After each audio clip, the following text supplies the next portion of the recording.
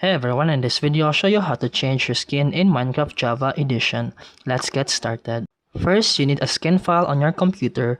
A great place to get skins is Skindex. You can browse hundreds of skins, search for something specific, or even create and edit your own. Once you find one you like, click download to save the file.